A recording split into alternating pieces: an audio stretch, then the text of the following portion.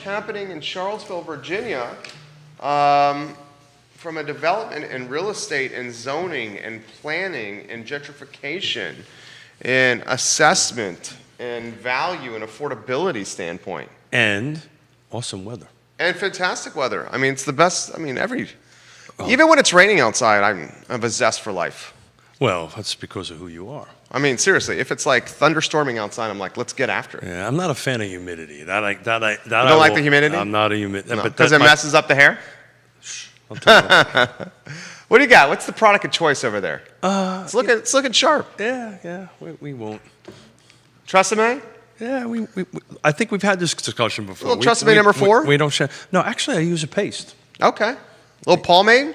Yeah, I actually use a surfer paste, believe it or not. Okay. What's a surfer paste? It's a different kind of a paste. Okay. I'm 20-something again on a surfboard somewhere, but no. I like it. Yeah, no. It's just we're back on hair, huh? I mean, we got great hair. Can't help it if we got good hair. I don't know, man. I was taking a look at the pictures from the weddings, and so they were taking some elevated shots and ups, whatever. This is your world, but they were in different positions and stuff like that. And I was taking a look at some of the photos yesterday, and I didn't realize that the top of my head's a little thinner than it used, Oh, come on. No way, Jose. Sure, I think it is. No way. Guys, give the show a like and a share anywhere you are watching. I am retweeting it literally as we speak on Twitter to 7 different Twitter accounts, including one in Richmond on I Love Seville Food, and Scoutology Seville. If you have any questions for the distinguished gentleman that you'd like to relay on air, put them on the feed, and we'll have some fun on Real Talk, presented by Yes Realty Partners and Yes Team Realtors. So today is just a lot of fun, little Batman and Robin. We're going to pick up from where we left off yesterday, which was an awesome show at noon. Well done, sir. Thank you. But hopefully we'll get some questions from the feed and see how these are my fun shows. I love these shows. Me too. The round tables are great. We got an awesome one coming up on Friday, and we'll talk a little bit later about that. But I just like sitting across from you and just BSing over a cup of coffee and stuff. I got my coffee in hand. He's got his coffee in hand. I also enjoyed that as well. If you have any questions that you'd like to put on the feed, get them out, get them live. I met his family on Sunday, his extended family, and I very much enjoyed the Smiths and company. Yeah. It's a dynamic bunch. And you fit right in, man. What does that mean? That means it was a good thing. It was good. I felt very comfortable. Hello, Janet Malfany. Welcome to the broadcast. Thank you for joining us. Janet Malamfi. Hello. Johnny Ornelas. ¿Qué pasa, chico? Johnny. Had a nice conversation with Johnny yesterday evening. Chris Garland. Hello and welcome to the broadcast. Ashley Cherix. Bill McJenzie. Nikki Chambliss. Hello. Hey, Nikki. Hello. Abby Turney, hello and welcome to the broadcast. Give the show a like and a share anywhere you're watching. We're going to have some fun. Esta mañana on the I Love Seville Network. J-Dubs, we can rock and roll when you're ready, baby.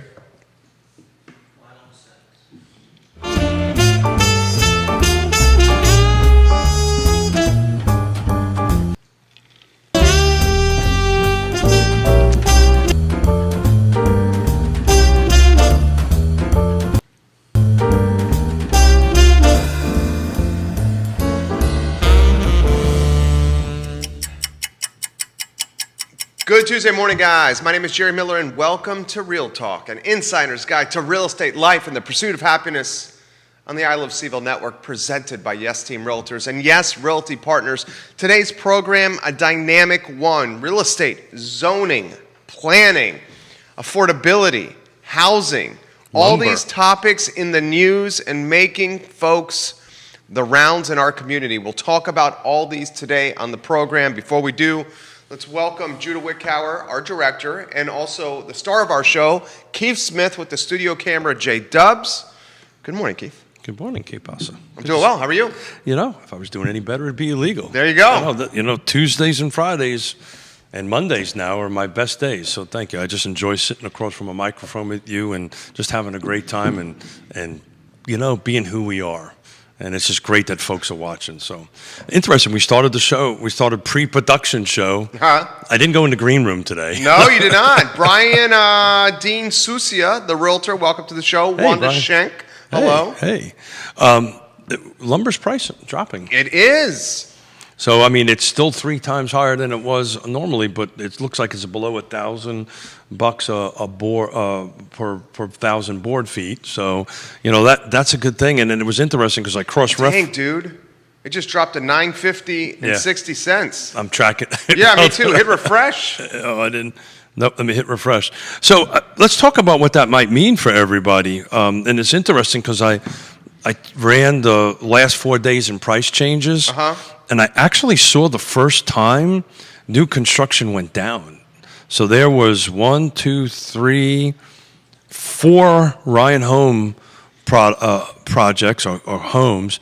One dropped by 20 grand, one dropped by 10 grand, one dropped by 5 grand. Two by 5 grand. I apologize. 2 by 5 grand, 1 by 10 grand, 1 20 grand. I don't know. This was early this morning, so I don't really know what the specifics was. But I tracked this pretty closely. That's the first time I've seen new construction actually slide down, and they're at the Riverwood subdivision, and some of them went from 459 to 439, 474 to 464, 504 to 499. 534 to 529. I don't know what that means at the moment. Maybe it might be this. Because folks like Ryan, they buy 3 months in advance based on prices, futures, future right. markets. So it could be a sign of good things. Just keep in mind, it's about 3 times as high as it normally is at this point. So again, I think it's some good information. And I'm looking at the 1 month chart, guys, now on lumber. We're talking from. In May, all right, well, I'll go as far back as May 7th.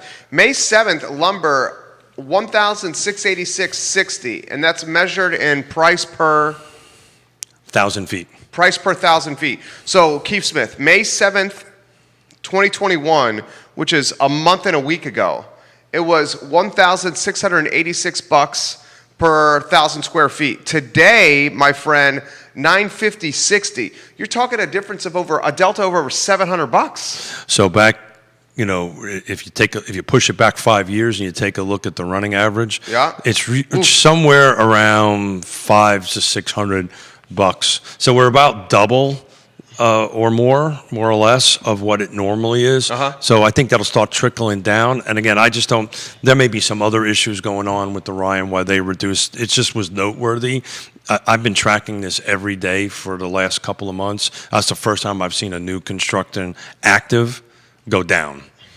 They've been going up. They've been going up by these numbers. So, who knows? This might be a good sign moving forward. Hello, Christopher Eagle. We love you, Christopher Eagle. Yes, Realty Partners. So this hit the CNBC ticker today. Home builder sentiment drops to a 10-month low. As construction costs drive prices higher, home builder sentiment dropped 2 points to 81 on the NAHB monthly index. Higher costs and declining availability for softwood lumber and other building materials pushed down builder sentiment in June. So obviously, if you can't buy material, can't build. Yeah. And then some of these larger firms, that do not have accelerator clauses in their contracts, they're losing money. I tell you, and you and I have had this discussion before. To me, there's a bigger issue going on than lumber. Okay. And so these are commodities. We're watching it, right? It goes up and down and all this kind of great stuff. What nobody's talking about, and I think if you read that report and dig into it, which I have not done, the hiring of people, the hiring of skilled folks. We were talking about this, believe it or not, at the wedding. I have some family that are in the trades out in California, out in New Mexico, and stuff like that. They can't hire people because to take somebody from the beginning to the point that they're an electrician, let's say, that they can work on their own is about a 5-year training cycle. So I think that has a longer impact on it. And then, of course, what we've been talking about all the time is the regulatory requirements on that. Is about $100,000, $90,000 per a typical $400,000 house. But this is a good sign. Yeah. Right. This is a good sign. I think people kind of latch on to this as a leading indicator, but underneath, the lack of skilled labor or skilled trades folks, I think is going to impact things a little bit more long term. I think short term lumber and stuff like that can just be ramped up. So what's the expectation for the rest of the year, or is this something that's 22 impact? Oh, this is 22 impact. Yeah. I think you're going to see this lumber. I mean, look, it's a commodity. God only knows how it's going to go, right? If you knew how that was going to go, we'd be saying, we'd be wealthy. Show's over. Let's go to the islands. But yeah, so I think it's a trend in the right direction, right? Because it was almost double not too long ago. So I think we're going in the right direction. I think you're going to see that work its way down to the pricing if this is any indication on that end of it. But prices seem to be stabilizing. I was taking a hard look at this globally, in the local area. So I think that's good. A normal market is what we want. Yeah. Right. So I think we're doing good. How do you think the next part of 2021 is going to go? That's interesting. Jon and I were talking about this morning. It feels okay like a lot of people are taking okay, I'm vaccinated, I'm gone. Right. It just seems like we have a lot of. But I can tell you, I know on the Yes team and YRP side of things, we've got a bunch of listings coming up. So you're starting to see listings coming up. I think what happened, this is my opinion for what it's worth, I think there was this early summer lull kind of happened in April and May, which we normally have in July and August. Okay. So I think you're going to start seeing confidence going up a little bit more. Buyers are frustrated, right? They're frustrated. But we're also starting to see the multiple offers get reduced down to like 2 offers or 3 offers. It depends on the property, of course. But it was that. It was funny. It was we just put a new piece of property, which you'll get the paperwork to push for us. Great. Soon. Where's that at? It'll be at Lake Monticello Nice. At the Acres, right next to my house, actually. I don't live there. But, I built a house, they're friends, yada, yada, yada. And they go, well, so we're going to put it on Friday. So we're going to see contracts on Saturday. I go, no. Really? Yeah. So that whole mentality is kind of out there, and it'll work its way back to some normalcy. They staying in the market? Excuse me? They staying in the market? No, there's some health issues. They have to move outside the area.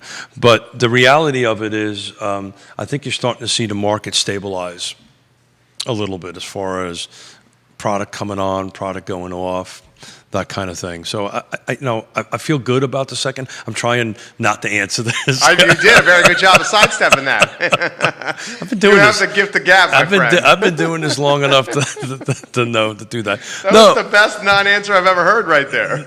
I could see the look in your face. The chemistry's like, come on, Smith, answer the question. Damn answer. So the answer, okay. Put me on the spot. It's gonna. You still think it's going to be a buyer's market, but not as much of a buyer's market in the last part of the year. No, you got that backwards. Or excuse me, a seller's market, but it's not as much of a seller's market in the back part of the year. I think it's going to get more to a normalization to it. You're going to. We hope. Yeah, I mean, we're already seeing it. I mean, I whatever realtors that happen to be watching, if they can. At least chime in and say how many multiple offers have they've experienced in the last week or two. How about you, Brian? You're watching the show. Yeah, how many multiple offers you have experienced in that? Are you starting to see a slowdown, a little bit of DOMs, right? I mean, it's just like minutes is just not healthy, right? Seconds is not healthy of hitting the button. Up there, it's done. I mean, going under contract before they're listed. Yeah, well, and the other thing is it seems to be out there on the street that there is an understanding that sub 3% is not normal mortgage rates, right? And that is going to go up. That will go up over the year. I don't think you'll see over 4. And we talk about this all the time. I think my big concern is inflation. Let's go down that road. Yeah, it's just fuel prices impact everything. Fuel prices impact everything, but I'll tell you, I predicted, maybe wrongly, which is I'm happy to $4 a gallon gas. I think that might not happen. Okay. I expected it to be, with the Memorial Day weekend, to be way north of 3 around here, and then it wasn't, at least for my own, where I buy gas. What, flirting with 3? Yeah, but I'm talking tad about like 325, 350, that kind of thing. And it seems to have stabilized a little bit on that. Again, I'm not an expert in this field. Hello, Ray Cadell. Welcome Hey, to Ray. the show. Ray Cadell, are you seeing multiple offer situations still? Are you seeing the crazy 5, 6, 7 multiple offer situations, Ray Cadell? And at what price point are you seeing them at? And at what price point? Or are you seeing 1, 2, 3 multiple offer situations? We trust your opinion, Ray Cadell. Very much so. So I just think, overall it's starting to stabilize, and I'd love whoever's watching to see if they feel. NBC 29. NBC 29. Hello. Maybe NBC 29 can tell us if it's stabilizing or not. Well, NBC 29, you may want to cover in your news broadcast that lumber prices are going down. That could be good for the 6 o'clock. I'll leave the name out of it, but I saw a post from a competing TV channel asking, "Hey, any news to share?" They were looking for some news. But yeah, lumber seems to be going down, so that's nothing but a good thing on that end of it. My friend, I know something that you really want to discuss with some of the topics from yesterday's program. I do. Including what we may be seeing, the pushing out of the mom and pops for corporate entities that can afford We're back on the corner, right? rents. Not just the corner. I mean, look at Stonefield. You look at Barracks. You look at the corner. You look at Fifth Street Station. So I will leave because the gentleman is a dear friend of the two of us. Okay. But I'll leave the name out of it. And the conversation, so I do, not a lot, but I do a fair amount of commercial. And there's this whole conversation going on purchasing, right? So we talked about this on the residential side. What's the best hedge against inflation? Real estate ownership. Own it. Yeah, own the real estate. Exactly right. Because your costs are fixed. That's exactly right. Well, commercial's a little different. Yeah. But still, that's a good hedge. Well, exactly right. It's not fixed for 30 years or something like that. It could be fixed for 10 or 15 or something along those lines. But that's a conversation that's going out here, and it's interesting because everybody expected with COVID the commercial market to kind of evaporate. Yeah. And that is not happening. I've seen the opposite. That's exactly right. And if anything, okay, mine is different. I'm not Class A. I'm executive. Smaller offices. Waiting list. Yeah. Well, the model that you have is pretty unique, and frankly, where the trend is going. Yeah. This executive suites, this collaborative workspace, that kind of stuff. I think that's where you're independent, particularly with COVID, right? Yeah. They want a place where they can go, and if they want to, not be around people and can close the door, have high-speed fiber internet that's furnished. It's not a long-term lease. It's that, but more so, and it was interesting. I was doing some research for the show this morning, talking about, because I figure we're going to talk a little bit about upzoning and impacts and stuff like that. And I'm not an expert at all on the school portion of that. Uh-huh. I can talk enough about other infrastructure, but not that particular thing. So I was trying to. I asked Google. the Google, so what will be the long-term impact of COVID on education? And if my daughter wasn't on the way back to Seattle, I would love to get her opinion on this. Okay. But I figured this would not be a good question to ask while she's getting married. Hey, honey, as I'm walking her down the aisle. What's the long-term impact of the career you chose? Well, so what I'm getting at is are we going to have some sort of continued hybrid, yeah. not bird, not the tweet, but the hybrid on that. So meaning, is there going to be this hybrid between you're going to be allowed, and I don't know the answer to this, are you going to be allowed, can Trey, when he goes to school, be allowed to do it at home, virtually? Yes. So that's the answer? Do you know the answer to that? Well, I'm going to throw it to you like this, okay? It's going down, by the way. I see that. Ray Cadell says less now than before, pretty much a function of how correctly the house is priced to begin with. That's exactly right. Yeah. That's and you're seeing less of price changes. Again, looking at the last 4 days, there's only I didn't number them, but there's less now than there was 2 weeks ago. There was this, I think people just put their houses on a little bit too high, overpriced them in my opinion, and now they're starting to adjust them. Jamie Turner, I'll get to that comment. I love when you watch the show, Jamie Turner. To Jamie. answer Keith Smith's question, do you envision education 20 years from now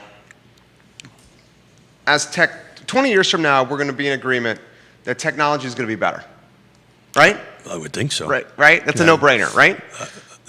Yeah. So who was talking about change yesterday? Neil. Yeah. Yeah. So 20 years from now, technology is going to be better. Of course.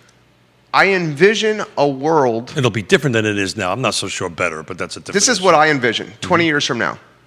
Trey, 20 years from 23. now, he's going to be in college. So let's say 10 years from now.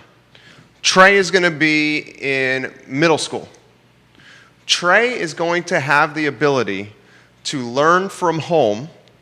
The teacher is going to be a superimposed graphic in our house. The teacher will be in front of a green screen in her classroom. She will be teleported or transported, a digital version of herself, into our home. He will be interacting with this graphic that's living, breathing, almost like Hologram. Yeah, hologram. Star Trek virtual stuff. reality stuff. Okay, so Mr. and Mrs. Teacher is going to be in our living room working with Trey, teaching Trey, because it's the future of education.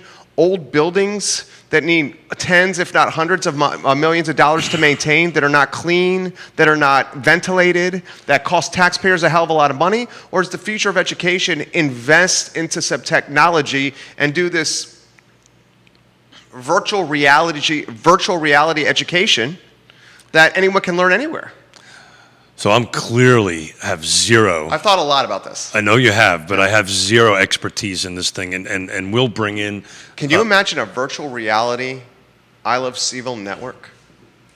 That's why I've thought about this. Brother, I'm just trying to get through today, man. That's why I've thought about this. But yeah, no, I get it. And look, at some point, what you've just predicted or some variation of that, I'm confident is going to happen. But I'm trying to eat this elephant a little bit, one bite at a time. Not that we would ever eat an elephant, but one bite at a time. What is eat the elephant one bite at a time? Yeah, I've that's never a saying. heard about You never that. heard about that saying? Is that a saying, or That- did you just make that up? That is not. That is a long-standing thing. Google. Has anybody else heard the saying, eat the elephant one bite at a time? Yeah. I'm going to check. You go ahead. I don't mean to distract you. I'm literally Googling this. You always distract Eat me. the elephant. I think that's part of what makes your day. Let's distract Smith. Let's see here. It's Google, a saying. It's a saying. the only way to eat an elephant. Judah, have you heard of eat the elephant one? It's don't eat the elephant one bite at a time. Okay, go ahead. I guess that is an actual saying. No, you can. Just you eat the elephant one bite at a time. If you want to accomplish a huge problem, right? You take it one bite at a time. You don't go ahead and try to. Okay, I'll put it in a sports vernacular. Hey, by the way, UVA, freaking awesome. Oh, Did you watch my gosh, it? the Grand Slam? Dude, really? Dude, College World Series. I know. I was traveling. I was listening on the thing. I literally pulled over to the side of the road, and I said, "Okay, here we go." And bam, I went, "Holy schmoly!" Brian's doing a great job. Yeah, Coach O'Connor. Yeah. So how do you win a baseball game? You score more runs than the other team. I know that, but you play by short ball. Okay, well, you can. That's one way. Well, let's put it this way: you don't walk up to the game plan of Brian to win the next game is every batter has to hit a home run. That's not a strategy, No. a winning strategy. I would agree. So Christopher Eagle says that is a saying. I know it's a saying. Christopher's a rock star. He Christopher knows is a these rock things. star. We love you, Christopher Eagle. He was impressed with my Vans yesterday, by the way. My little Van shoes. Oh, I see that. Yeah. The guy has the dress of a 22-year-old hipster. That's because I kind of want to go back there. But anyway, but so the point is that I get what you're saying, and I understand where you're going at, and I think that's ultimately there. But what I'm trying to do is eat this pie one bite at a time, right? Because we don't want to offend Yona, which is a lover of elephants, is to go ahead and eat one. But today, tomorrow, next year, the year after that, because it's important to this conversation we're going to have about zoning, right, and upzoning and increased density, because one of the concerns about that from folks is, will we overtax the school system, right? And it's a legitimate question. Very legitimate. And you got the Mountain View parents watching right now. Uh-oh. You better be careful, dude. Meeting's over. Bye-bye. I'm just letting you know. I'm letting you know. Let's see what lumber's doing. Refresh. Finish your thought, though. No. Yeah, now I'm in trouble. No. So, look, I don't claim to be an expert, nowhere near it. If we want to talk water and sewer infrastructure, fiber infrastructure, I'm an expert at that, and housing and real estate. But I am that. But the question I'm asking for somebody to answer is 2022, 2023, 2024, 2025, is there going to be the option for Trey to go to school at home if you and Mrs. Miller choose that that's the best path for your son, right? Or they're going to say, no, that is over, right? You must go in person. So I think answering that. I want my kid to go in person. 100% in person. I'm just saying, like, when this little guy gets to middle school or high school, this hybrid option or the stay-at-home digital option, which is being offered by Albemarle County now. Is it really? Yeah. Okay, literally I don't know that. Yeah. You have that option. You can for next school year. Yes. Got it. Yeah. So this option that's being offered right now is going to be so much more freaking dynamic. Yeah. And my memory gets nostalgic of Helen Dragas. Do you remember that name? I do, very much so. UVA Board of Visitors. I remember that. And Helen Dragas got pushed off the UVA Board of Visitors because she was a huge proponent of Coursera. Yeah. Making the University of Virginia digital education, virtual education. And a little bit ahead of our time. She was right. Yeah, she was right. And her prediction was, why does UVA take 22,000 students in person when they can take 20 million students from all around the world? Yeah.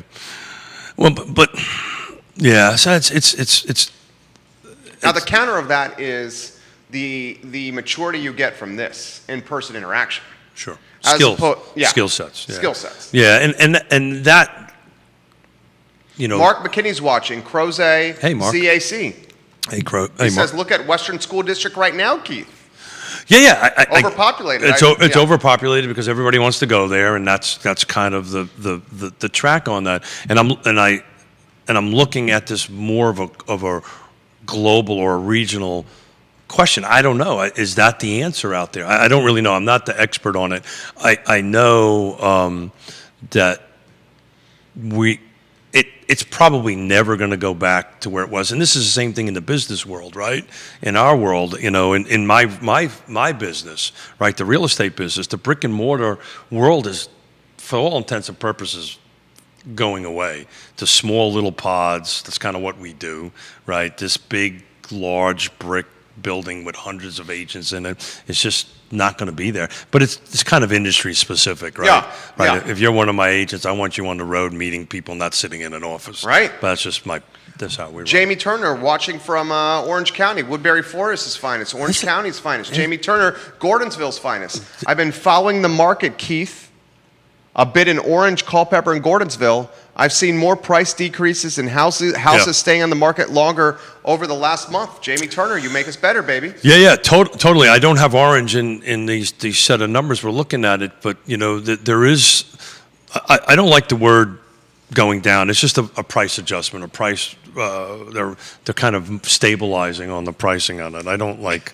I hate. This is one of my pet peeves. You drive down the road and you see price reduced on a thing. Yeah. I hate that. Why would let's spitball this. That's just like price reduction is stigmatizing the listing. I don't get it. Is it not? I don't get it. It's New just price. like branding 101. I mean. Yeah.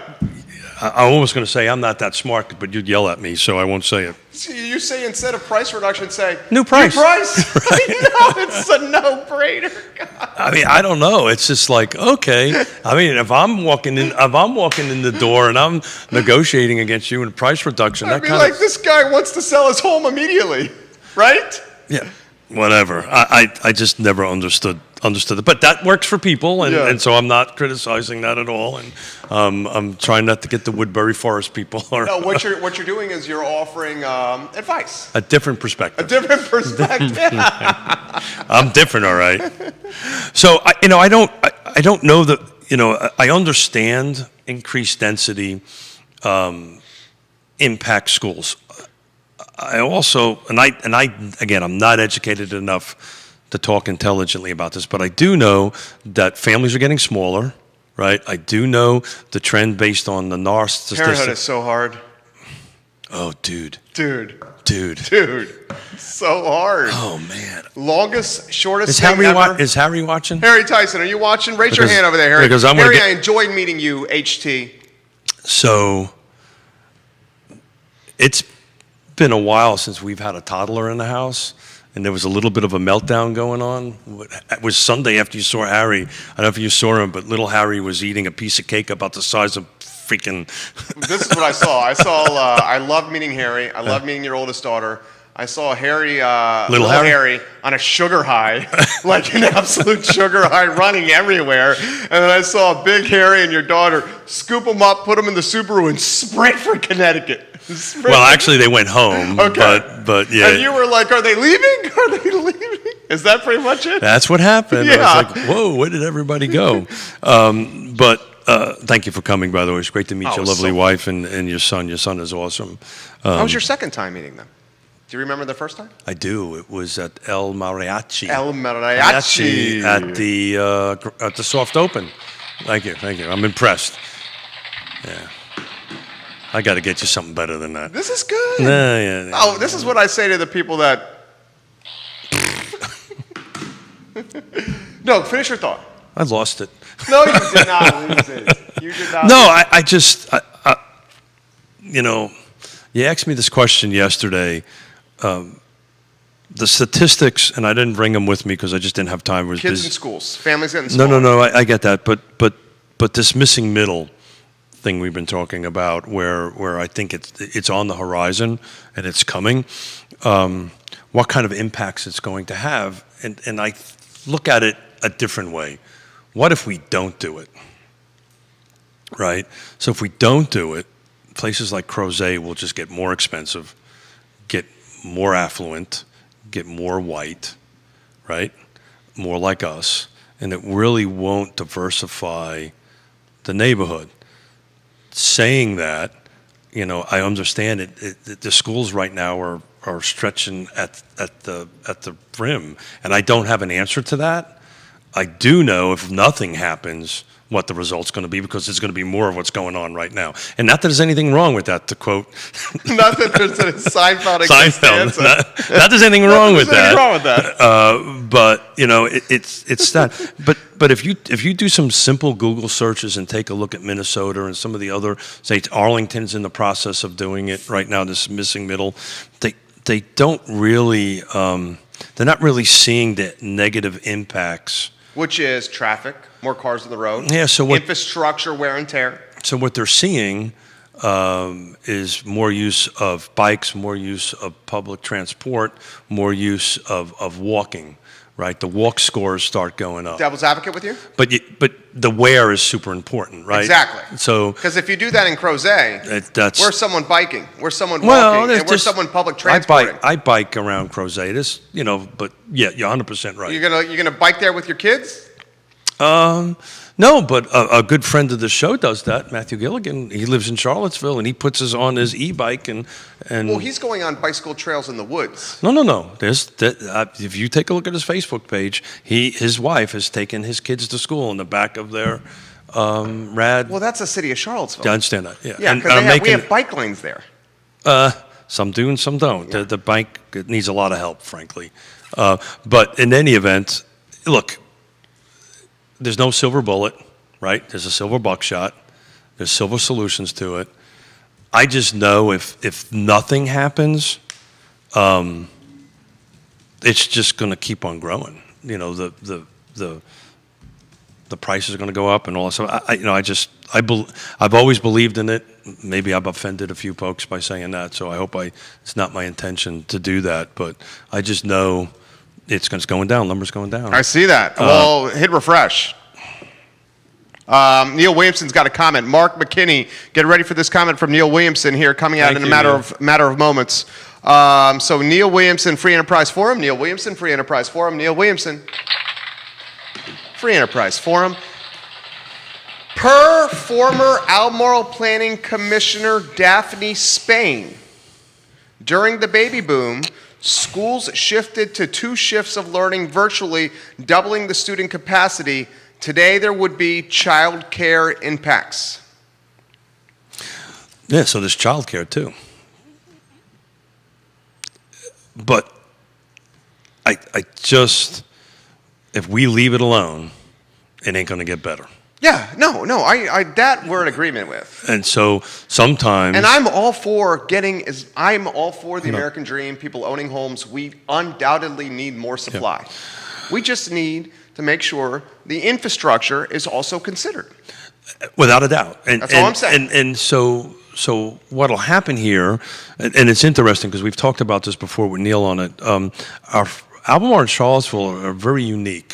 They currently are allowed to, as long as they wrap it around affordable housing, can do anything they want, right? Now they're working. Walk me through that. Yeah, so there's a code, Affordable Dwelling Unit Ordinance in certain localities. That's what we have in front of us. That's what you have in front of us. Okay. So it's a very short paragraph or so short of it, but the counties of Albemarle, Loudoun, and the cities of Alexandria, Charlottesville, and Fairfax, they can amend their zoning ordinance to increase density in order to reduce land costs. They can do that, but they have to wrap it around the blanket of affordable housing. So I'll read this verbatim.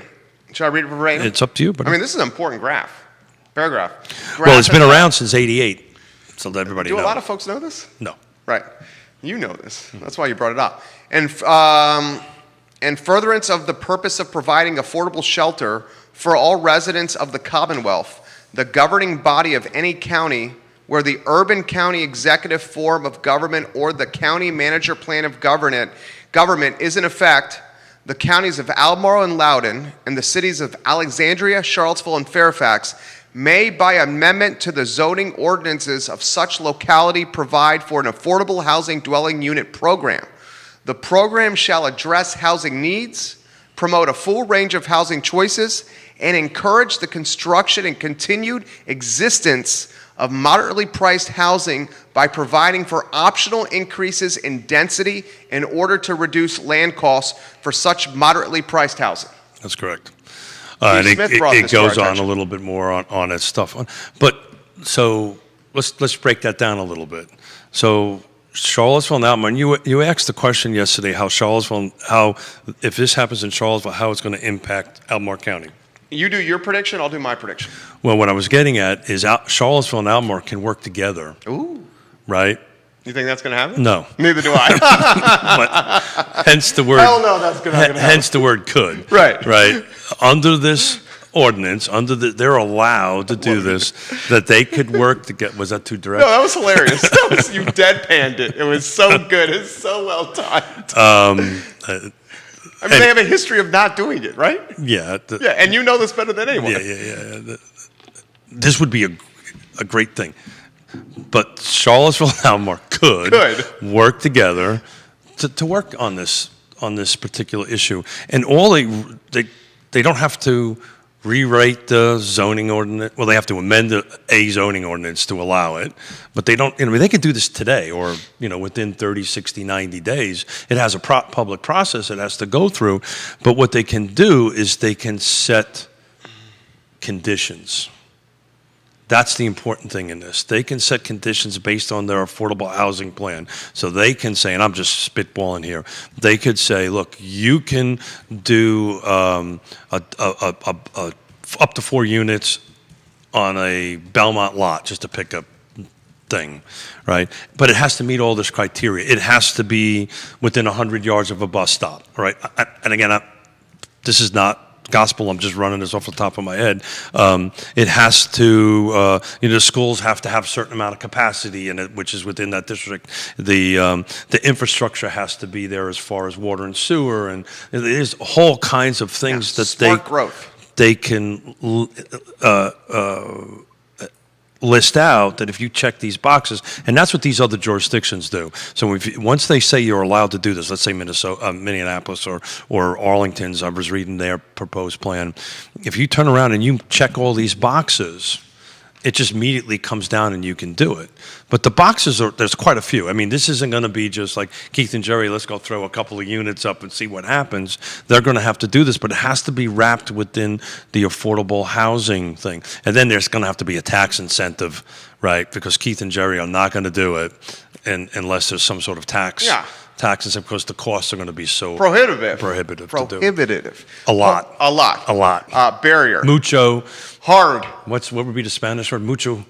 Mucho, isn't mucho a lot? Yeah, mucho is a lot. Mucho dinero, chico. Mucho dinero. Mucho dinero, chico. I wasn't sure what you're going to Note to Smith, stick to English. Paul McCarter, fantastic realtor. Oh, yeah, sure. Mountain View. Yep, sure. Parents, Yep, Mountain View sure. Elementary. Sure. His better 7/8. PTO president. Is her term still going on, Paul? Regardless, the McCarter family. By the way, thank you for your service, Paul. Stakeholders in the Mountain View plight. He says they need to do a brand new map for school districts. These small tweaks to the lines are not working. They need to start with a clean slate. Yeah. So, again, way out of my wheelhouse, but I do. The school situation is a very big deal. Without a doubt, and we'll work on bringing a panel discussion Totally. of experts. I have some folks in mind at the state level and the local level that we can put 3 or 4 folks together and go ahead and do that. Again, way out of my wheelhouse, way out of my understanding on this vote from a business perspective. Also, it's been 100 years since I had my kids in the school. But you guys went through Fluvanna 1.0 and Fluvanna 2.0 from a school standpoint, right? Oh, absolutely, yeah. Well, Fluvanna, was a big controversial thing, but they built an awesome. And that drove real estate values. It just drove everything, right? And I, on a side note, I don't know why they don't use it much. They have 1,000-seat high-tech auditorium in there that's just not used. I don't get it. But anyway, you can have concerts and incremental income. There you go. I'm learning from you, brother. So, look, So you never told me of how you thought that's going to impact Albemarle County prices and affordability. My prediction is, and I said this yesterday. Well, if you don't do it, I know it's going up. If the city of Charlottesville upzones, and we know our prediction is that's going to happen. Yeah, I don't like the term upzone, right? Yeah, okay, what do you call it? Well, because massage the zoning, offer zoning opportunities. No, what they're doing is they're allowing more by right use. Okay. Upzoning has a very specific flavor to it, right? You're saying a negative stigma. Correct. So what upzoning could mean is forced zoning. Okay. Right. So offering zoning opportunities and possibilities. So what they're doing is, which they already have the right to do this, but they can wrap it around affordable housing, and they can do anything. They have to go through a process, but they could do anything they want on that end of it. And what they'll ultimately end up doing, if this goes through, it's just a by right use in R1S or R1 or whatever the zoning they attach it to. So that's what they're working on. If that happens, we got people watching. Look at you and your fancy I got Apple people. Watch. You too. I got people. I don't have a cool Spotify that have comments that are listening in their vehicles. Cool. So I'm going to get to these. All right. So I have to before we go any further. Yeah. I have to say every time I do this, I'm super impressed with you, right? I'm having a hard time following notes in the conversation, and for the folks don't know, he's got stuff coming in on his watch. Yeah, this is the stuff that's coming in from people that are listening in their cars, that are sending me DMs or text messages. I'm watching the Facebook, the Twitter, the Instagram, the LinkedIn. I got 3 devices here. And ask me questions. And talking. And paying attention. And communicating with you via Facebook Messenger. But you know what? It was a hell of a lot. I'm on this page. It was a hell of a lot harder when I was doing radio. So this is a piece of cake. When I was doing syndicated radio, that was a hell of a lot harder because we didn't have the technology. Here's the prediction. The prediction is this. If Charlottesville, and elections matter, hashtag content slinger, Neil Williamson. Elections matter. This election in November, the 2 open seats, we learned from Sean Tubbs and Neil Williamson this past Friday that whoever gets elected on Friday, in November, along with our current counselors, Snook, McGill, and Payne, those 5 people will most likely determine this zoning opportunity. We'll say opportunity that's coming down the horizon. If these 5 people say yes to more density in 10.2 square mile Charlottesville City, the folks that want a little more breathing room with their homes, that are proponents of R1 single-family detached, and are concerned about infrastructure issues, will flood to Albemarle. And neighborhoods, in particular, the ones that come to mind, Eastside, Albemarle, those price points will uptick even higher because they have the space. You look at a Crozet is pretty packed from a congestion standpoint, from a people standpoint, and they're talking about adding more. Well, Where that's not happening is Eastside, Albemarle. Sure. That is not happening there. Sure. It's happening Northern Albemarle. Sure. It's happening Western Albemarle. Sure. It's not happening Eastside Albemarle. It's not really happening in Southside Albemarle. No. So, well, I take that back. Paul, it is happening down Avon Extended, 5th Street Extended. Avon Correct. Extended and 5th Street Extended, Southside Albemarle, it's getting pretty congested out there. You're thinking like Schuyler Way, that kind That's of what I'm thinking. Yeah. Yeah. Jump in. What do you think? Yeah, so look, diversity in all facets is always a good thing. Let's talk about product, right? So let's just imagine, right, how many restaurants we got in Charlottesville? A ton. A ton. Let's say all they ever make, every one of the restaurants only make cheeseburgers, right? Well, there's going to be a lot of them out. It's just, there's not going to be any diversity, and it's just, you're not going to go out to eat. But I don't like cheeseburgers. I like salads, right? So that, offering opportunity or offering a different product, it's just what the market does. Now, what the zoning language does is it kind of helps control that thing. But Neil said a good thing. I mean, everybody needs to decide what they want to be, right? Crozet needs to decide what it wants to be, right? Crozet in Albemarle County has to decide what it wants to be. If the decision is, and now the question becomes who's making the decisions, right? But if the decision is we're done, this is it, then that's what it is, right? But the point I've been trying to make by talking about this is if Albemarle County and the city of Charlottesville want to do something about affordable housing, and let's assume the answer is more is better for affordable housing, right? More of diversity, more choice is good across the board. They've got the tool. They can do this tomorrow. They can do it tomorrow. And they can put restrictions. I mean, tomorrow is a little bit of, they could do it by the end of this year for sure, by elections for sure. They can come in and they can say, okay, here's the new policy, Charlottesville. If you want to do affordable housing, ADUs, or multiple units, or 4 units, or 5 units, this is your checklist you got to follow. You follow it, you're done. If they don't have the human resources to do this before that, pick up the phone, call Christine Jacobs at the Thomas Jefferson Planning District Commission and say... Or give the distinguished gentleman a ring. No, they won't do that. That would be inappropriate and crossing the line. But the commission. Why would that be inappropriate? You know because, this inside and out. No, they may ask me my opinion, but what they would need to do is hire the commission, right? Who's a consulting entity to create the system for them to go out and look how this is being done in jurisdictions A, B, C, and D, and create the system to go in and do that. If Chip Boyle's staff doesn't have time to do it, that's the purpose of the commission, right? It's it is a consulting entity that helps jurisdictions with these type of things. Comments coming in. Sure. Quick and fast. KTP, Katie Pearl. Katie Pearl, KTP, look at you. Yeah, KTP. Hey, Katie, thank you for the Love message. you, KTP. We've never met either. Yeah, we're going to I'm excited about it. Her dad's coming in from, I don't know if I'm getting myself. Yeah, come on, easy. But I'm going to meet her dad next week. Okay. So I'm looking forward to it. KTP says, it does feel like a lot of the people making the decisions that impact the schools are past the age of having their own children impacting by the decisions. So why is that? She continued. We know why. Yeah. Makes you wonder if they would make different choices if their kids were still in the school system. Yes.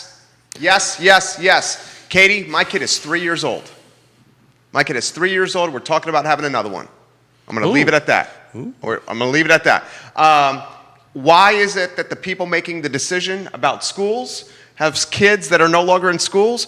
Because it's brutal serving local government. It's time consuming, there's no pay, and unless you have a flexible entrepreneurial schedule, you likely cannot do it. Is that about right? That's it, brother. So, I'm blessed because Mrs. Smith allows me to do this. Mark McKinney, CAC, Crozet. These are complex problems that have been neglected and should have been addressed 20 years ago, specific to Western Admiral Crozet by the county.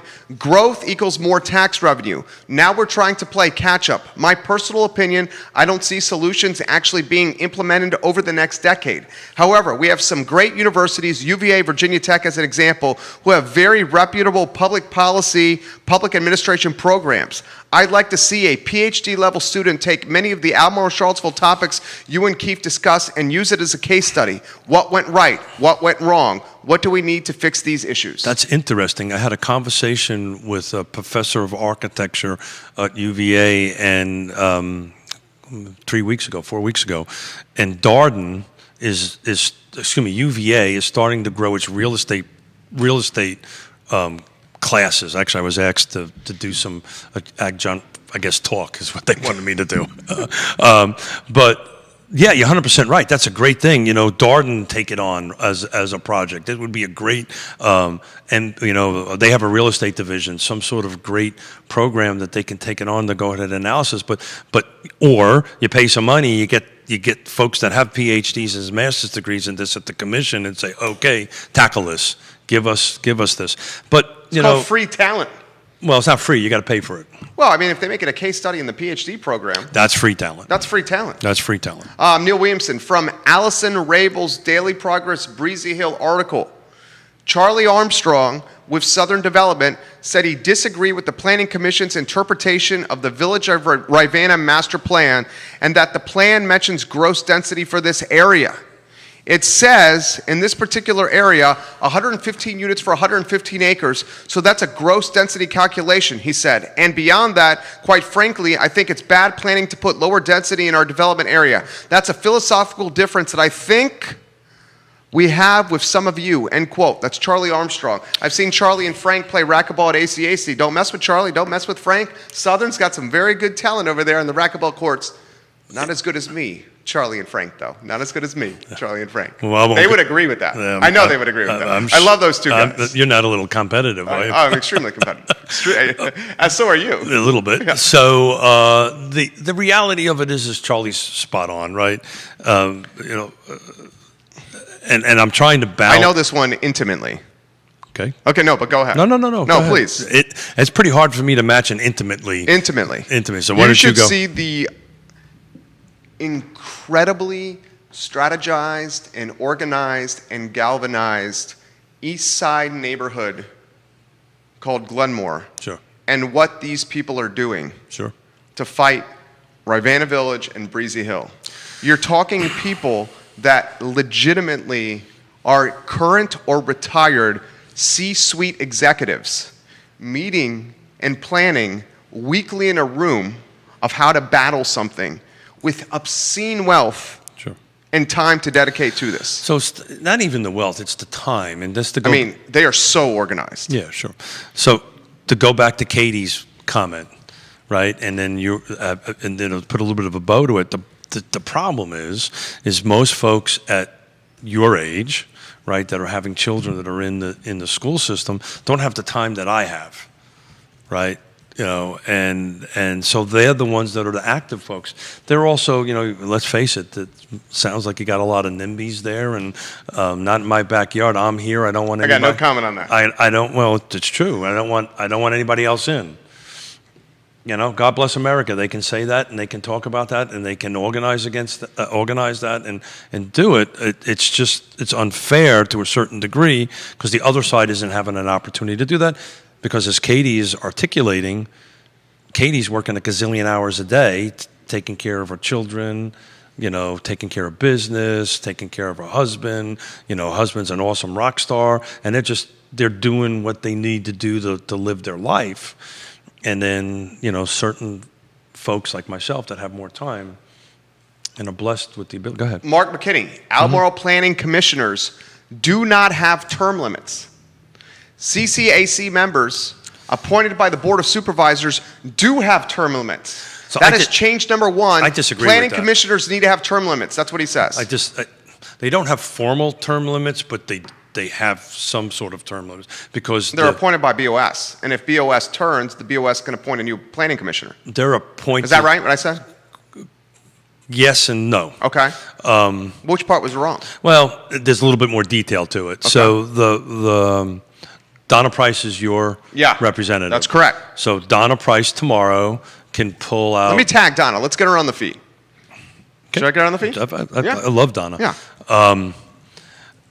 I'm just using this as an example. I'm not saying this is going to happen, but Donna Price can pull, if she wishes, the current planning commissioner off of that and put whoever she wishes to put on in that area. So there is somewhat term limits in that, and if Donna Price should not be reelected, and the next thing, she or whoever replaces Donna gets to appoint the person for their particular district. That's how that works. Charlotte's was a little different because they don't have wards or districts on it. We talked about this on Friday. It's really an all-and-out lodge thing, which is a really screwy system in my opinion. But like say Albemarle, Fluvanna, or whatever. Like for instance, I'm on the Thomas Jefferson Planning District Commission. I'm an example of this. I've been there for 10 years. Right, but I think it's 2 years, right? I get reappointed, right? I either don't get appointed or I get reappointed. So there are term limits to that. There's not because it's not an elected position. It's not like an elected, but there are term limits. Mark's dropping knowledge today. The length of the terms of the commissioners from each of the county's magisterial districts are coterminous with the 4-year terms of the supervisors. It runs concurrent. Okay. With the 4-year terms of the supervisors of the magisterial district they represent. That's exactly right. The term of the at-large commissioner is 2 years. The term of the non-voting commissioner is 1 year. Yeah. Commissioners are not subject to term limits. They're not, but they're subject to elections. Again, what matters? Elections matter. Elections matter. Bill Williamson, elections matter. Elections matters because these elected officials will appoint the planning. So the planning committee, the two largest bodies in any jurisdiction. There's other entities, right? There's all kinds of stuff. But for land use and what we're talking about right now is the Planning Commission and the Board of Supervisors. The Board of Supervisors obviously are the ultimate decision maker here. The planning commissions are, advisory boards, for lack of a better term. They advise the board, and as you know, sometimes a board accepts the recommendation of a planning commission, and sometimes they don't accept it. I mean, I would love to figure out what the ratio is, but in my 30-something years of doing it, I can remember a lot where the planning commission said, yes, tomorrow is Wednesday, and the board said, no, tomorrow is not Wednesday. So it's not an uncommon thing. Garrett Hughes, Jerry, and Keith, I'm listening to you on the way to Northern Virginia right now. This show is fantastic. Thank you. He says, to Keith and Jerry's point, the fact that the Board of Supervisors is all folks that don't have children in schools, it's what's wrong with local government. How can people determine what's right with schools if their kids aren't in schools anymore? So let's talk about this a little bit. Thank you for the Spotify. Thank you for the prompt. So here's the struggle that the Board of Supervisors happens. You are on the Board of Supervisors. The only thing you do is approve the school budget or disapprove it. Period. The school board in that situation. That's the school board. Right. So what we're talking about really is a school board, and that is an elected position. Yeah. Just like any other, like the Board of Supervisors. It just focuses on the running of the particular. That's how this is done in the state of Virginia. Other states like Connecticut and New York, it's actually the same. There is no difference between it, but there's two separate boards. So that's could potentially be part of the rub, right? So you as the Board of Supervisors only can control the budget. Approve it or disapprove it. How the budget is worked, how the school runs itself, how it is all done is run by the school board. The other thing you kind of control is what they call the CIP, which is money, so the board controls the purse string. Excuse me, the board of supervisors control the purse strings.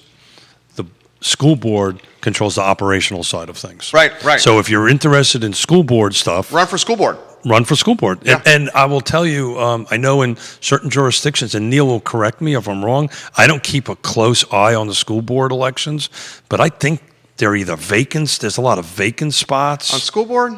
I know I in don't think I know in Fluvanna County, I think there is. Yeah, I'm not sure. Help us out with that one, Neil. Yeah. Albemarle County and City of Charlottesville, I don't think there are vacancies on those. Yeah, my conversation I had with a couple of board of supervisors in Fluvanna County was. But to your point and to Mark's point, take the school board. Juan Diego Wade on the Charlottesville City School Board, and we both think Juan Diego Wade's about to get elected I on would City agree Council. I would bet on that. Juan yeah. Diego Wade was 10 plus years on the school Yeah. board. So- Mark says, I'm curious, how long have Albemarle Planning Commissioners been on the board? We have a few BOSs who have been elected for multiple terms. Ann Malik and Deantha McKeel, 3 terms plus. Okay. Well, McKeel, if she wins now, 3 terms plus. okay. Yeah, so there's no term limits as far as elected officials go. So if they get elected, then they get elected. Generally, there's a turnover on the planning commission. You don't usually. I'm a rarity on the. So the difference between the planning commission I'm on, it's a regional planning commission. We really have no. We just we advise and we act as a consulting firm for the jurisdictions. Planning Commissioner Keller at large, 4th term. Okay. Most in their first terms, 1 in their second term, 1 in their second term. Yeah, that's great information. I just didn't know it off the top of my head, but I mean, how long is Planning Commissioner Randolph? I mean, Well, Planning he was Commissioner was on- on the Board of Supervisors. Now he's on the Planning Commission. yeah, and as one who sits on one of these boards, you're looking for folks to come in and replace you, but at least in my particular case, it's a lot of work. And I know Rick well. He's a good friend. He's a Great bicycle rider. great basketball. I had great conversations with them. Sometimes we don't see eye to eye, but at the end of the day, we hug and we have great conversations on that end of it. Since 2012. So in order to do that job well, in order to do the Board of Supervisors well, I've said this numerous times, to do it well, it's 30, 40 hours worth of work a week. Don't tell my wife that. Okay, She already knows. it's 5 hours. She already knows. She already But knows. the reality of it I'm is, going to be sacrificing racket sports, it looks like. Go ahead. yeah. So and I'm blessed. I get to do all this stuff, and the hours that I get to put in is similar to that on my volunteer work that I do is because of what I do for a living. I can help you buy and sell houses and still do this, right? And of course, Mrs. Smith. Yeah, you're better 7/8. Yeah. But Mrs. Smith is leaning on me. I must admit, time to kind of get off of a few things, which I'm working on actually. Yeah, it's time to move on. Lumber at 9:58 now. Oh, I had a refresh. It was 9:59. Yeah, so I think you're going to see lumber going down. But look, I mean, just a great conversation here. We don't have, again, no silver bullet. Silver buckshot. Silver Who buckshot. coined that? My good friend Robert Liberty, who I'm trying to get on virtually, he's out in Portland, to talk a little bit about what didn't happen from an expert's perspective. He handles this around the country with the missing middle on end of it. So, I've always tried to get people on the show that's way smarter than me that are able to go ahead and articulate a position one way or the other on that end of it, on that stuff. But look, and I'll just say it again, Jerry, if we don't do anything, what's going to happen? We're going to go the way of the College Inn. Ooh, good segue. Good segue. Neil Williamson, elections matter. How many parents with school-age children have run for any school board? I know at least one is running in Charlottesville. Realtor Emily Dooley. Oh, that's right. No Yeah. endorsement Oh, yeah. inferred. Nest Realty's Emily Dooley. That's right. I'll tag Emily Dooley on the feed. Good comment right there from Neil Perhuge. Your name came up on the show today. Want to go to College Inn? Yeah. People are asking for your prediction of the corner. Jonathan, we will get to it. Jerry, Keith's take on the corner, please. Wow. So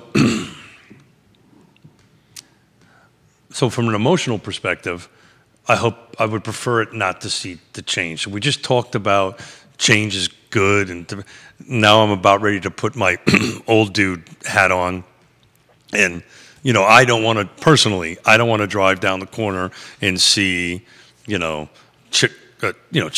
these different Fortune 500 Corporate corner. Corporate corner. Thank you very Little much. alliteration. Good job. Good job. Corporate corner on that stuff. That being said, the market needs to kind of work itself out. So you say let the market play out? Let the market be the market. Well, it's going to happen. Yeah. Right. Unless somebody steps in, and I don't think that's going to happen. Okay. I don't think we'll go back to elephants. I don't think the 20-ton elephant in the room is going to walk in and buy everything up. It's just, I don't predict that to happen. So the reality of it is will Roots eat Chipotle. Chipotle, thank you. Salad. Right? And I think it will. I think I think these 20-something, these tweens, I like the sound effects.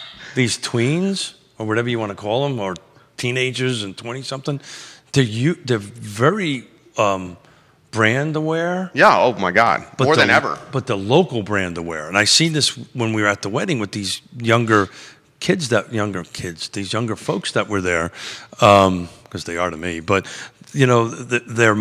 you're seeing less of brand awareness for big brands and more brand awareness for local brands. So I may be wrong. I never want to wish anybody ill, but I don't think they're going to be there that long, to be honest with you. Chipotle. I don't think so. I mean, Qdoba couldn't do it.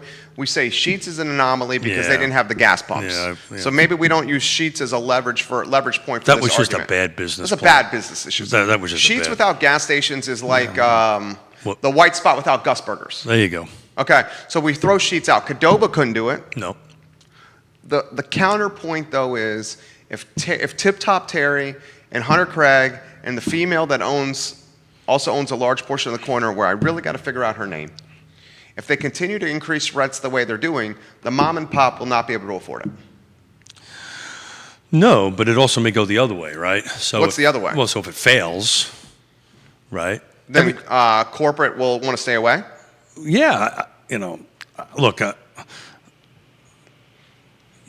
I don't wish to knock the Chipotle franchisee. I don't even know who it is. Okay. I don't think you're knocking them. But I will tell you, Barrett Schroed and Pantops is atrocious. Yeah, from a customer service standpoint. Literally atrocious. Yeah. I would agree with that. I was in Pantops. I wanted to pick up a couple of burritos to bring them home. It took me 2 hours to get them. It's ridiculous. By the time you get them, they're cold. I ordered it online, and it took me 2 hours. And frankly, I did it maybe about a month ago, and I just did it. I almost was going to delete the order and go and get something else. Go to Tip Top and pick Guadalajara. up Guadalajara Yeah. or whatever, 100 different other places. But I wanted to sit there and figure out how long it was going to take me before I got my You freaking waited 2 hours? I waited 2 hours. Is that true? I swear to God, I waited 2 hours. 2 hours. No, I did a bunch of emails and Yeah, stuff sure. like you that. have work you had to do, so it's not like you're wasting your time, but still. Well, what I learned It's is not to come back. Is that what you learned? Okay, Captain Obvious. Did you learn that? No, what I learned was... Would you go back? No. Right. I would never go back. Me either. Yeah. I had the same experience. Mine wasn't quite 2 hours, it's an hour plus. I'm getting food on the way home to help alleviate some stress with the better half. Yeah, sure. Better half had a tough day with baby boy. Was She's it like Pantops? Yeah. Yeah. And she's like, where are you? Yeah. Then she goes, I'm putting Trey to bed. Yeah. She goes, you missed bath time. Yeah. You missed story time. Yeah. You missed bedtime. Yep. Then she said to me, I'm getting in the bath.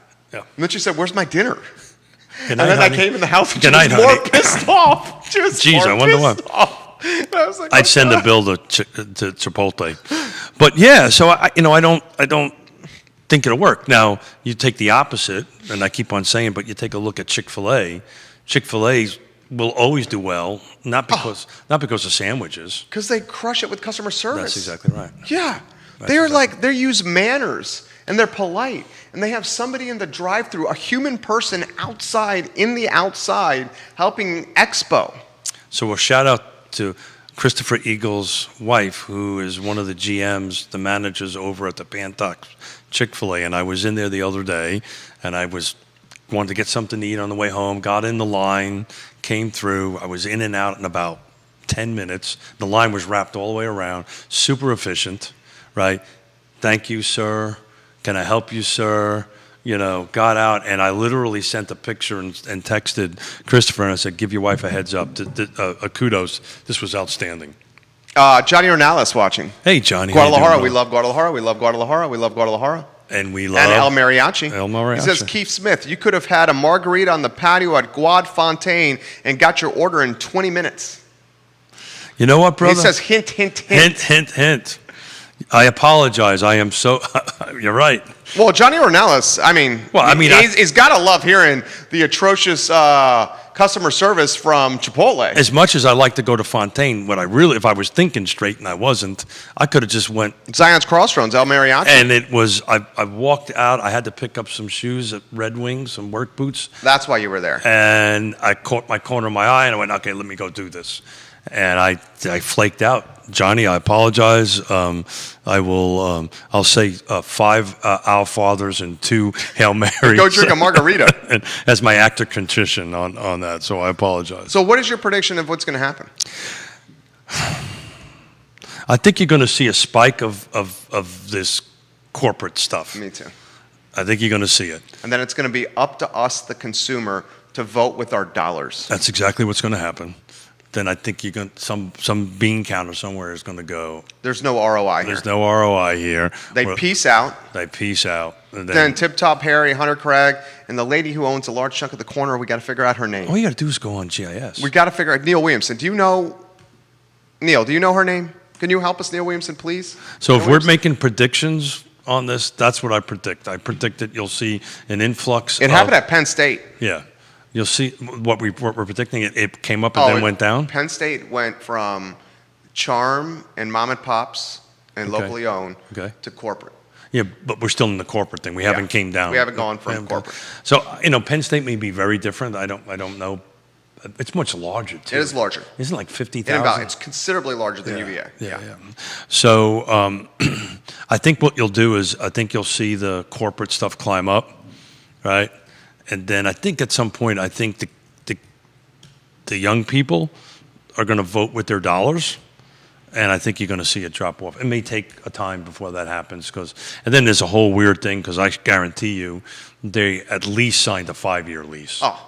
At least. Dude, it's probably 10 with options. I would assume it. And that's what Terry was probably thinking. And you know what those options are? And we're not assuming this is your game. Sure. I dabble in this game. You're much more versed. Triple net lease. Yep. You're maintaining every aspect of wear and tear in the building. Yep. 10-year leased escalator every year. Yep. Plus their demolition cost. Yep. Plus their upfit cost. So pretty much Tip Top Terry collects a check and has to do no taxes or maintaining the building. That's exactly right. If you're Tip Top Terry, it's an incredible deal. It's a great thing until you have next to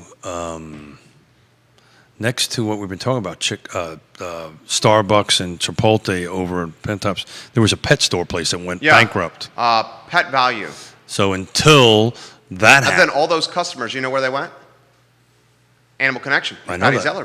Actually, on my way over, Patty grabbed me and was going to hand me bones, and my hand was full, and I said, Liza, I'll get you next week. So Patty's great people. But the reality of it is, from Terry's perspective, it's hard to fault Terry.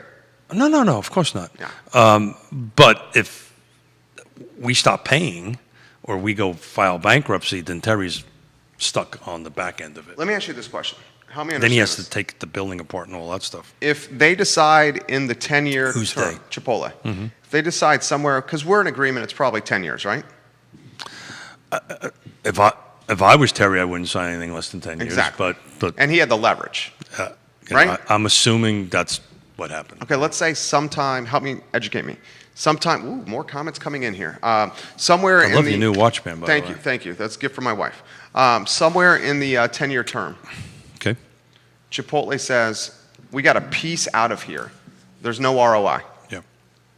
Or it goes bankrupt. Well, I don't think Chipotle is going to go bankrupt. Good. The company? Good. No. Anything could happen. Anything could happen. Okay. Let's say somewhere in the 10-year term, Chipotle is like, we want a piece out of this location. So the question is Just that corner location. Is that a corporate location or is that a franchisee location? I don't have that answer. No, but that's important. Well, let's take the Sheetz one. Sheetz one is not. That was purely corporate. That was corporate. Totally Okay, corporate. a better example would be Sheetz then, because we don't know if Chipotle Corner is franchise or not. We don't know that. Okay, so Sheetz Cafe Corner we know is corporate owned. We know that. They pieced out in the middle of their lease. Mm-hmm. Does the landlord, in the language of the lease, immediately able to re-rent to somebody else? And if they do re-rent to another tenant, does it stop the cash flow of the monthly payments from Sheetz? So typically the way this works, so it depends on the size, it depends on the lease, it depends on the size of the tenant and who, what, when, and where. But typically what will happen is if Sheetz wants to get out of it, they're going to negotiate their way out of the lease. Okay. Right? And that's what's going to happen. So they're going to pay a lump sum up front and they have no more cash exposure. Or they write a check for the remaining balance of the lease. Thank you very much. But that probably won't happen. No, usually what happens is So a percentage of what's owed. There's some sort of negotiated exit Okay. on that. Because nobody really ever wants these things to go to legal. Right. Right. Because no one wins but The lawyers. Exactly. So my friend. Generally, that's how that works. So in that scenario, let's say Chipotle does not work out. It would almost be to Terry's best interest to just keep Chipotle paying. Yeah, so let's not talk about this. Let's talk about there's a commercial space. Okay. There is a one-off or two-off, meaning two-location retail space in there, right? And let's assume, I mean, this is not an uncommon thing. Let's assume that they just pack up and leave, right? I mean, that could happen. Yeah. Right? So then the property owner, there's a whole process they have to go through to kind of get their property back. It's almost like a foreclosure kind of thing. And then generally what happens is they bring in a firm to kind of auction off the equipment, try to get a little bit of more capital go into their way, and then you and I want to walk in there and do a new space, and then there's this whole negotiation with the owner. Okay, what are you demoing? What are you not demoing? What are we putting up? So there's I do a fair amount of this. There's enough of that. As far as a large company or a franchise like that, again, we don't know what the stacked relationship is, but it'll be painful if they walk away, meaning Chipotle or the franchisees. There's going to be a lot of pain there. And then this gentleman just gets his property back. Then the question becomes, how is this franchisee or how is Chipotle leaving the facility when they walk out the door, right? Do they have to put it back to what they call a warm envelope, right? What's warm envelope? Just drywall, HVAC. White box? White box. Okay. White box. Okay. Yeah. HVAC in it, strip everything out of it, strip all their equipment I would out think of that's how it would have to be. And if they white box it, it's probably in better shape than it is right now. Or they walk out the door, right? Which wouldn't happen, I think, with that level of corporate structure. But yeah, commercials are kind of a Tricky beast. Well, it's just different. There's not a each deal is almost different in structure and so forth and so on. We doing good? Dude, don't you think? Oh, dude. I know, dude. Dude. Dude, the time. Dude. Hold on, I got my Vans. Dude. I got my surfer shoes on. Dude. I impressed Judah with my Vans. I thought the Vans are dope. Yeah. They're really cool, man. They're new. I got a little bit of a little rubbing in the back on. I got a band. Well, you got to break them in. That's what I'm doing. Thoroughly enjoy this. Any 911? Let's see what lumber's at right now. I'll hit refresh. You're hitting refresh? I'm hitting refresh. We're looking at lumber prices. Price per 1,000 board feet. $961.90. Yeah, so it's going down. Yeah. Going down. Yeah, That's good. Yeah, but it's got to go a long way, man. So let me see. We got about $400 to go to get to Where it was. Where it Where it was. should be. well, should is Should is relative. relative. Should is what the market's ready to pay. Should is what we're willing to pay. But what's the if it goes down, then it'll directly impact the sales prices. So is talk. fun. What do you got? What do you got today? You've got an awesome show today. Scott Elliff. Yeah, talk about that. Forest Lakes Neighborhood Association in studio. Scott Elliff. How do you say your last name? Tomorrow. Elliff? Elif. Yes. Not Ellis, but Elif. Elliff. Elliff. Elif. Today, Neil, is it today? I believe it's today. I got to check my notes. In fact, you should see the press kit I've been sent. I won't say by who, but dude, the talking points that have been sent to me about this interview is some background. It's see 8 pages of background that I got emailed to me. Let's see here. I think it's today. It's going before the Planning Commission. Is that right, Neil? Today? I believe it's today. I got to look at this press kit, this media kit, that is the most, I mean, it is just ridiculously organized. I mean, ridiculously, I mean, Oh yeah. but look, summary overview, specifics to the RST revised plan, conversations they've had with the developer. I mean, look at this. You know. I mean, this is what? This is 6 pages. Yeah. And this is just the summary overview. So this isn't the actual, I mean, it's so organized. Yeah, and I suspect, and you'll ask him this question, I'm sure.